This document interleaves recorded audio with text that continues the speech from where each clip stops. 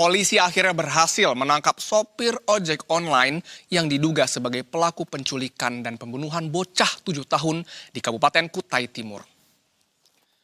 Ternyata motif pelaku dipicu lantaran dirinya terlilit hutang sehingga nekat menculik dan meminta uang tebusan sebesar 200 juta rupiah ke pihak keluarga korban.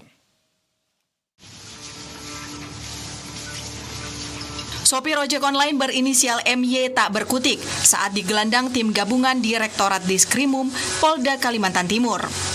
Pria berusia 32 tahun ini akhirnya resmi ditetapkan tersangka atas kasus penculikan dan pembunuhan bocah 7 tahun yang menghebohkan warga Kabupaten Kutai Timur.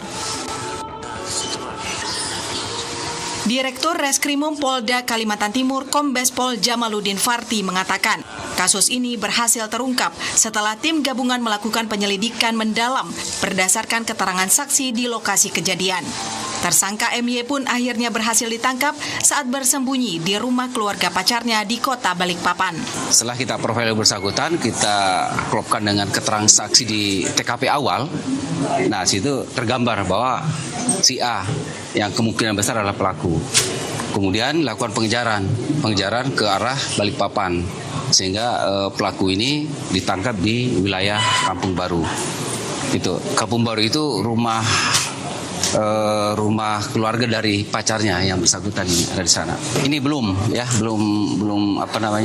sampai mendalam ya, karena kan baru tadi malam ini ya. Sementara masih kita gali. Terus yang jelas tadi untuk motif sama yang disampaikan Bapak Kapolda bahwa motif ekonomi, karena yang tersangka juga ini kan pelaku ini kan juga terlilit utang. Ya, ada utang di salah satu bank. Kemudian pada saat tadi disampaikan Pak Kapolda niatnya muncul itu di situ. Motif kasus ini ternyata dipicu karena pelaku terlilit utang di bank sehingga nekat menculik korban dan meminta uang tebusan sebesar 200 juta rupiah ke pihak keluarga korban. Niatnya untuk menculik korban muncul saat tersangka MY tengah menunggu pesanan di sekitar rumah korban. Sebelumnya anak laki-laki berinisial MRT bernyawa di semak belukar. Mirisnya lagi, tubuh korban dipenuhi luka memar. Usai mendapat kabar korban telah ditemukan, pihak keluarga pun langsung mendatangi kamar mayat di Rumah Sakit Umum Pudungga, Kutai Timur.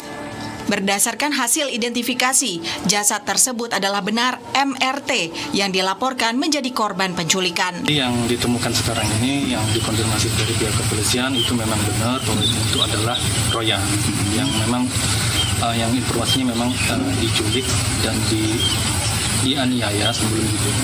Dan itu sudah dikonfirmasi dari pihak dokter, juga sudah dilakukan otopsi, bahwasanya memang ada tindak kekerasan pada anak itu sebelum dia meninggal. Anaknya itu mau dibawa ke tempat pembuangan sampah kan, kurang lebih jaraknya ya paling 100 meteran lah atau lebih. Nah setelah itu tapi anaknya ini nolak karena ngelihat teman-temannya main di depan rumah. Akhirnya ya udah ibunya ngizinkan anaknya main depan rumah.